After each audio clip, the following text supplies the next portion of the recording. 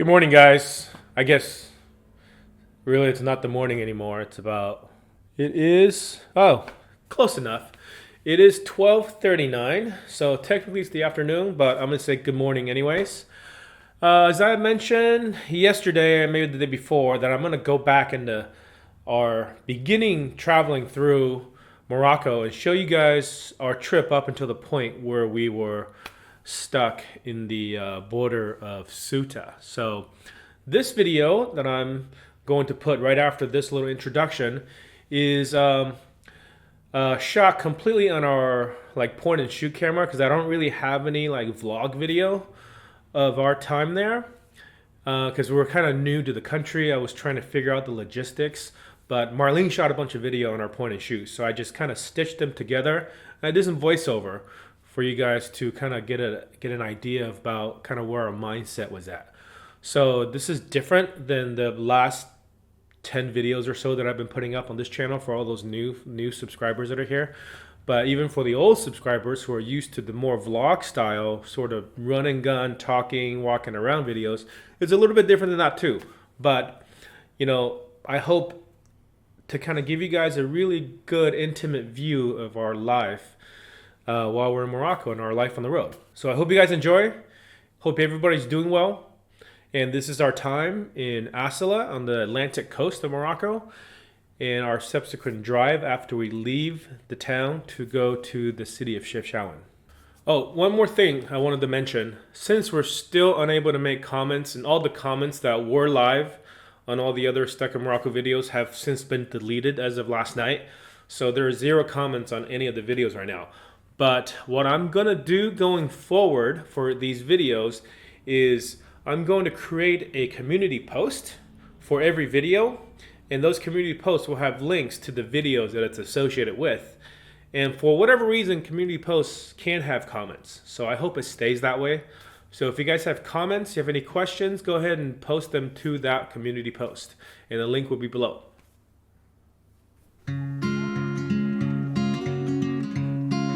So this is our first stop in Asilah when we came to Morocco.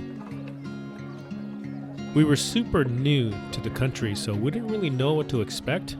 We'd never been anywhere in Africa in the past, so this is kind of like our introduction to the continent. While we were at the port, we were able to get a SIM card from Orange Telecom, but it did not have any data on it, so we had to go get it filled up.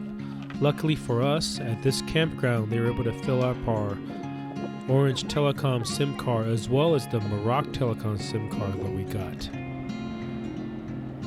One of the things we wanted to do in Morocco was to go surfing.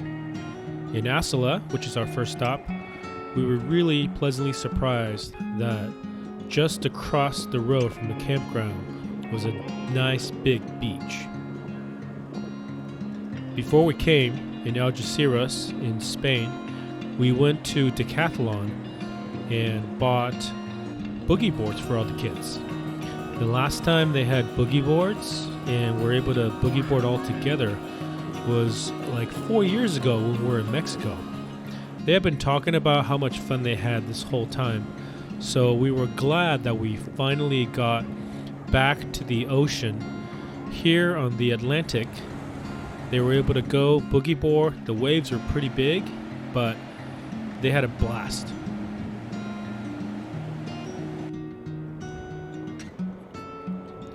The water was pretty cold, but they didn't mind. As long as they were having fun, they can handle all the cold water the Atlantic had to offer. We decided to stay a good 3 days at this first campground just to get familiar. We had been driving quite a bit to get down to Algeciras to take the ferry to Morocco, so we wanted to slow down. And this opportunity was a great place to slow down because we wanted to get familiar with the country, figure out the customs, and get used to shopping at the stores and figure out where all the things there are to do while we're here.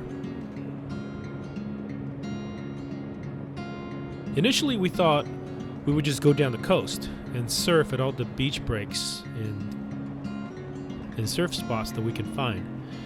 But knowing that we were here kind of late in the winter and it's going to be spring soon, we ended up deciding to head inland first.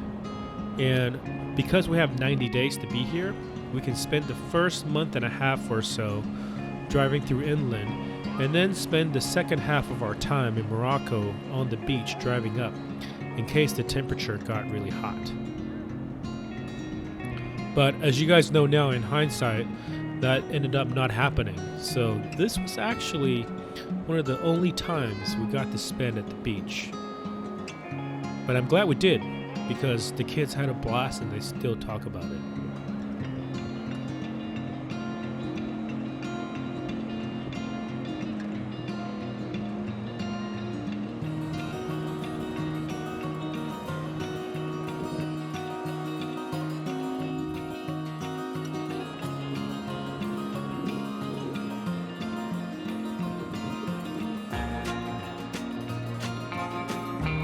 Here in Asilah, at this campground, we're just on the north end of town. We wanted to get out there and walk around a little bit just to see what the town is all about. We really had no reference because we hadn't spent any time in any other towns in Morocco yet. As we walked into the Medina area of Asilah, Medina is basically just an old part of town where vehicles are not allowed, and it's just little narrow alleyways for pedestrian traffic. It was really cool. What we didn't know at the time, which we found out later, is that Asilah is famous for having their annual graffiti event, where people come and get assigned sections of walls and paint beautiful graffiti paintings. After a few days, we decided to head south from Asilah, and we wanted to go inland. So naturally the first thing we did is to do some research, and we found that maybe the best place to go from here is the city of Chefchaouen. Morocco is extremely green, at least in the northeastern part of the country.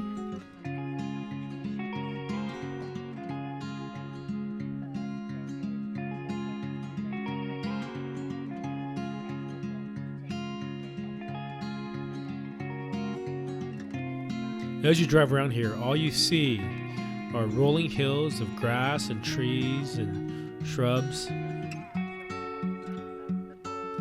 We didn't want to go back the same way we came, so we actually ended up taking one of the side roads, and this is the first time we've taken a side road in Morocco. The toll roads in Morocco are huge and perfect, and there's no bad conditions anywhere. You can drive clear across Morocco in a whole day if you wanted to. But the second you get off onto the secondary and tertiary roads, the conditions deteriorate pretty fast. The little roads, the shoulders are usually sort of degraded, and you drive through a lot of little villages, which is really cool to see how the locals live. There's always goats and sheep that you see grazing.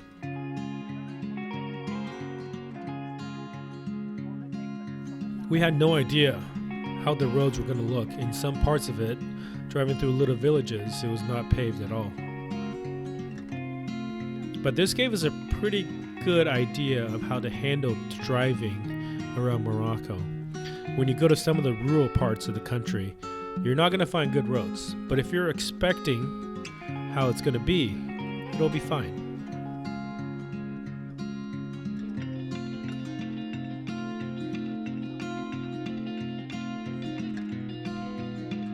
And because it's not the toll road, the traffic isn't bad on these small roads at all.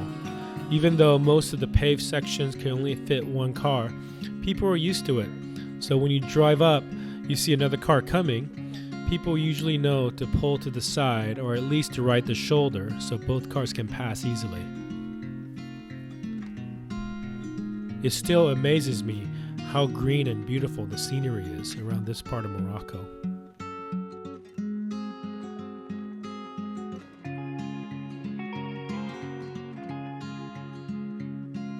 It took us several hours to drive to Chefchaouen because some of the roads that we took were in pretty bad condition. But if you go slow and be careful and just enjoy the scenery, it's not a big deal.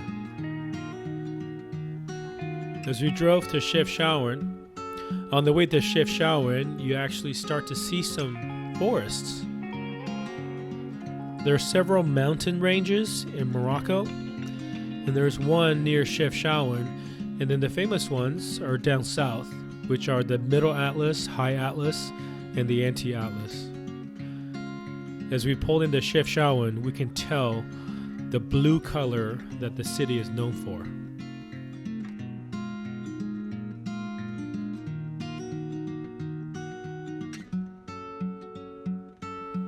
Initially, we thought we find a park for a nice spot that was a free parking lot that we can just stay for a couple of nights. But we ended up deciding that we want to find a place that was a little bit more secure so we can leave the van and go walk around Chefchaouen. So we came to this campground. Most campgrounds in Morocco are actually really inexpensive compared to Europe or the US. Here at this campground, even though they charge per person, so I had to pay extra for the kids, but it was still only about $12 or $13 for all 5 of us.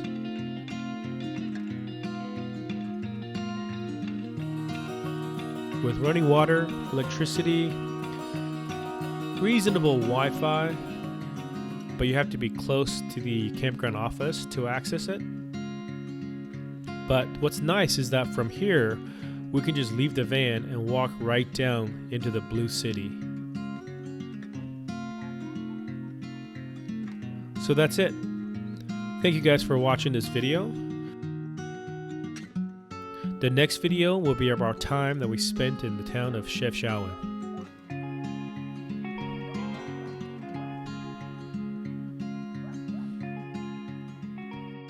So that was our time in Asilah and our drive to Chefchaouen. I hope you enjoyed that video. The next one will be about our time in the city of Chefchaouen, which was a really beautiful and amazing city. So stay tuned for that. Thank you guys for watching. I'll see you in the next video.